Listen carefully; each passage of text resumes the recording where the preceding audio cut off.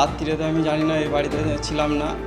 তো রাত্রিরেতে দেখছি সে ছাদে উঠেছে, ছাদে উঠে ছাদের যে গেটটা আছে গেটটাকে কেটে তালা ভেঙে বাড়িতে আমাদের যে রুম আছে রুমেতেও তালা মারা ছিল, তালা ভেঙে আলমারিতে খাটের নিচে চাবি ছিল, চাবি নিয়ে আলমারি খুলে আলমারিতে সব গয়নাও ছিল, অল্প টাকা পয়সা ছিল, সব নিয়ে চলে গেছে। 50,000 টাকার মতন ছিল। সোনার জিনিস 50,000 টাকা ছিল, ক্যাশ 10-12,000 টাকার মতো ছিল। না, আমি কিছু বাঘও বুঝতে পারছি না।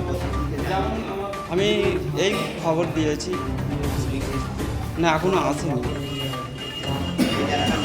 এটা চক শাহাদত আড়বানি, চক শাহাদত আড়বানি।